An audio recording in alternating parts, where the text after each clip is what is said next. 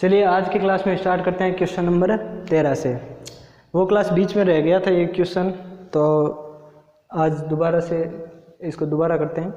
देखिए question number 13 है, उसमें बोला हुआ क्या है आपको कि ये जो चार संख्याएं हैं वो एपी में उनका योग है वो 20 है और वर्गों का योग है वो कितना है 120 है। तो देखिए अगर मैं संख्या a plus d a plus 2d a plus 3d मानो तो गलत नहीं है, लेकिन गणना थोड़ी ज़्यादा हो जाएगी। तो इसके लिए हम क्या करते हैं, तो इसके लिए इन संख्याओं को कुछ इस तरह मानते हैं कि एपी में भी हो और गणना भी जल्दी हो।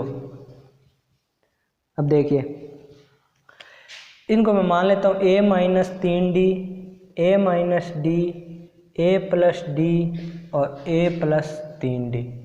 अब देखिए ये एपी में है, एपी का मतलब है कि हमारा सर्व अंतर है वो समान आना चाहिए। जैसे आप इनका अंतर देखोगे तो -2d अंतर आएगा, इनका अंतर देखोगे तो -2d अंतर आएगा, ठीक है, प्लस 2d, ठीक है, प्लस 2d अंतर आ रहा है। इसका अंतर कितना आ रहा है प्लस 2d, तो अंतर सब में समान है, ठीक है। और आप इसको याद भी रख सकते हो कि जब भी ऐसा सवाल आए कि कोई चार संख्याएं एपी में बोले, कोई भी चार संख्या अगर एपी में बोले तो ये आप लिख सकते हो, इससे क्वेश्चन करना आसान रहता है, ठीक है। तो मैंने माना संख्याएं हैं a plus 3d a plus D a minus 3d a minus D a plus D a plus 3d, ठीक है। अब देखो आगे शर्त क्या दी है, उनका योग है वो 20 है। चलो पहले करते हैं, क्या दिया हुआ है, योग दिया हुआ है 20, तो योग कर लेते हैं a minus 3d plus a minus D plus a plus D plus a plus 3d, योग कर लिया, बराबर कितना दिया है 20।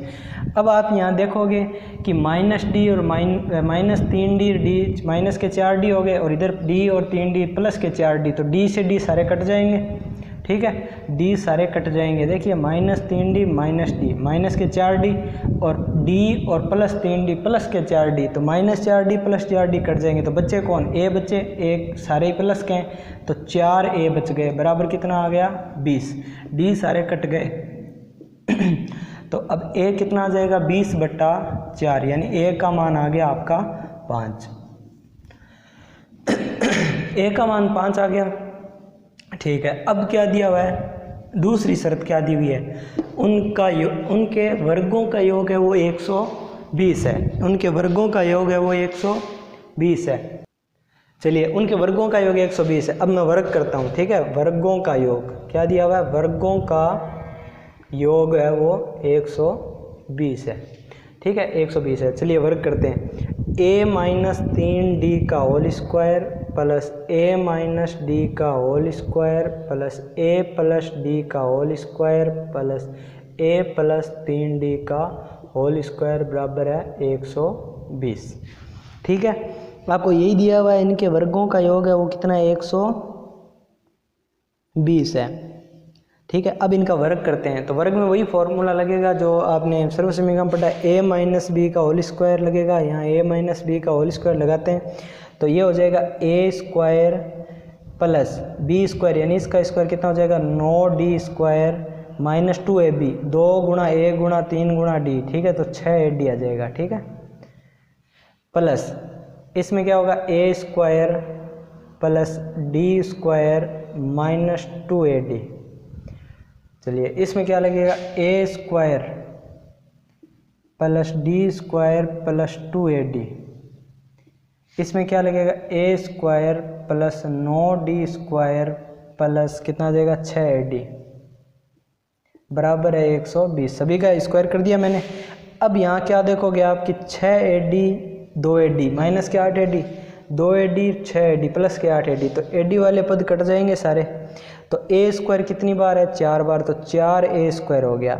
d स्क्वायर देखिए 9d स्क्वायर और d स्क्वायर, ठीक है, 9d स्क्वायर और d स्क्वायर यानी 8d स्क्वायर, और ये इधर 9d square d square 10d square और इधर 10 यानी 20d स्क्वायर है टोटल, ठीक है, 20d स्क्वायर है टोटल, बराबर कितना है 120, ठीक है। अब देखिए a का मान कितना था 5, वो यहाँ रख देते हैं, a का मान रखने पर, चलिए रख देते हैं 4 ए का मान था 5 का स्क्वायर प्लस 20 डी स्क्वायर बराबर 120। ठीक है, ये 5 का स्क्वायर 25 हो गया, 25 चौकों कितने हो गया 100 प्लस 20 डी स्क्वायर बराबर 120। ये 100 उधर जाकर घट जाएगा तो 20 डी स्क्वायर बराबर 120 माइनस 100, तो 20 डी स्क्वायर बराबर 20 बच गया और 20 से 20 कट गया तो डी स्क्वायर इधर कितना बच गया 1, तो डी का मान क्या आ जाएगा 1। ठीक है, डी का मान क्या आ जाएगा 1। अगर यहाँ स्क्वायर था तो डी का मान 2 चिन्ह आएंगे प्लस माइनस 1। ठीक है, डी के 2 मान आएंगे प्लस माइनस 1। चलिए अब जो हमारी संख्याएं थी वो निकालेंगे। तो देखिए एक बार तो डी का मान प्लस लेंगे, एक बार डी का मान माइनस लेंगे, क्योंकि प्लस माइनस 1 आया। चलिए पहले मैं लेता हूँ ए का मान 5 और डी का मान 1 हो, तब दूसरी बार निकालूंगा ए का मान 5 और डी का मान -1 हो, तब क्या आएगा। ठीक है, तो पहले संख्याएं देखिए, संख्याएं क्या क्या है अपनी मैं यहाँ लिख देता हूँ। ये तो हमारे मान है। संख्याएं थी a - 3d, a - d, a + d, a + 3d, यही तो थी संख्या। आप मान रख दीजिए, a का मान 5 और d का मान 1, a का मान 5 और d का मान 1, a का मान 5, d का मान 1, a का मान 5 और d का मान 1। देखिए 5 - 3 2 हो गए, 5 - 1 4 हो गए, 5 + 1 5 6 हो गए और 5 + 3 8 हो गई। तो एक तो उत्तर आ गया ये। अब बात करते हैं अगर ये d का मान माइनस लें तो क्या होगा। तो पहले संख्या लिख लेता हूँ, a - 3d, a - d, a + d और a + 3d।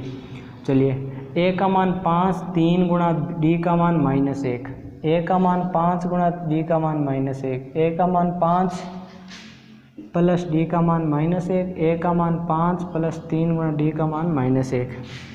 ठीक है, तो ये माइनस माइनस प्लस हो जाएगा, गुणा करेंगे तो 5 + 3 हो जाएगा यानी 8। यहाँ माइनस माइनस प्लस हो जाएगा तो 5 + 1 यानी 6। ये प्लस माइनस माइनस हो जाएगा तो 5 - 1 यानी 4 और ये माइनस प्लस माइनस हो जाएगा तो 5 - 3 2। तो ये आ गया दूसरा उत्तर। ठीक है, एक उत्तर है 2 4 6 8, दूसरा 8 6 4 2। तो ये आपका क्वेश्चन नंबर जो था 13 नंबर क्वेश्चन, उसका ये 2 आंसर होंगे आपके। ठीक है, अगला है क्वेश्चन नंबर 14।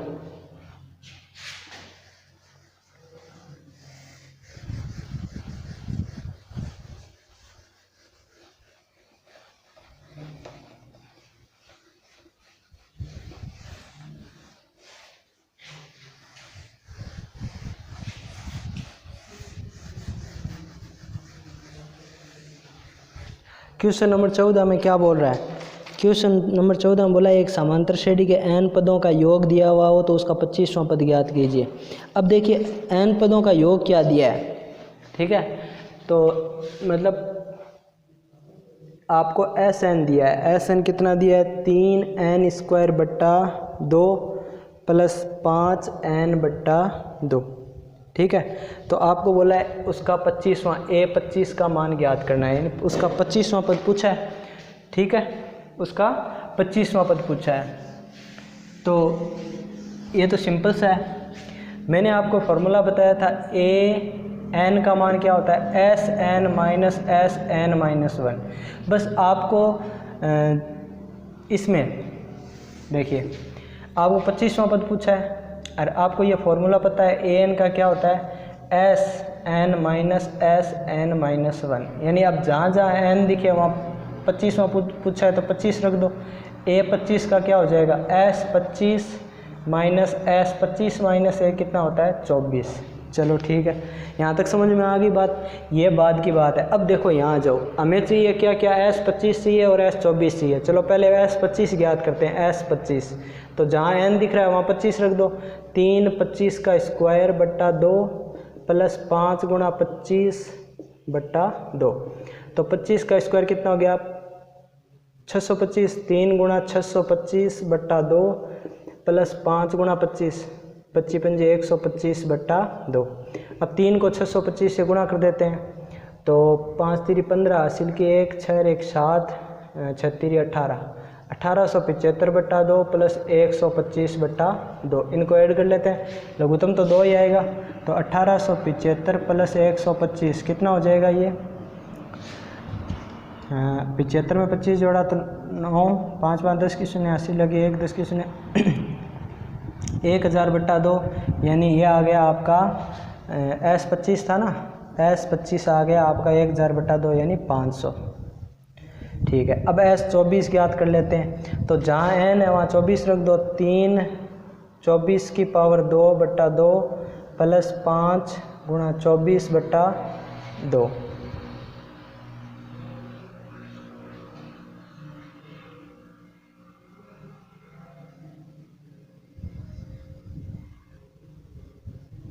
ठीक है, 24 का स्क्वायर 576 बटा 2, 24 पंजा कितना हो गया, 4 पंजा 20, 2 10 12 120 बटा 2। इसे गुणा कर लेते हैं, 36 18 हासिल की 1 21 22 हासिल की 2 15 2 1728 बटा 2 प्लस 120 बटा 2।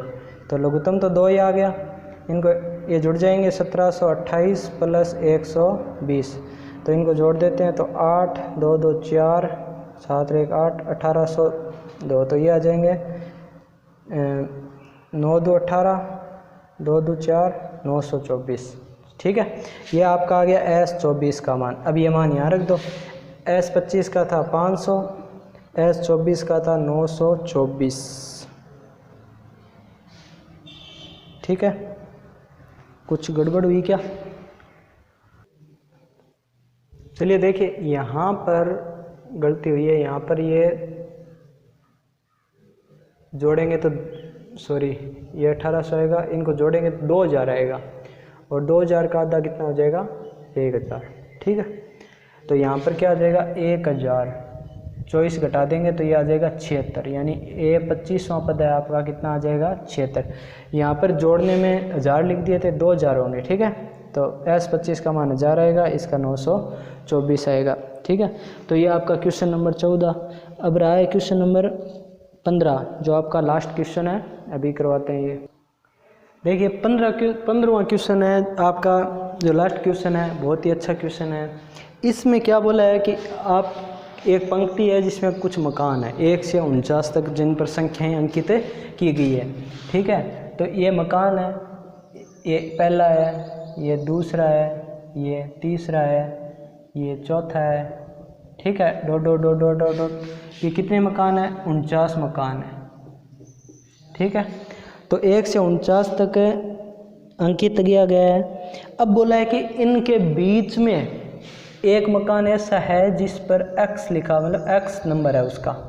ठीक है, एक मकान x है, अंकित किया गया। x से अंकित मकान से पहले और उसके बाद वाले मकानों, उसके बाद वाले मकानों का योग है वो बराबर है। अब देखिए, जैसे यहाँ से यहाँ तक का योग उस x से पहले तक, तो x के पहले कौन होगा, x - 1 होगा। भाई x हमें पता नहीं है कितना है, अगर x 5 होता तो पहले वाला 5 - 1 4 होता, उससे पहले वाला 4 - 1 3 होता।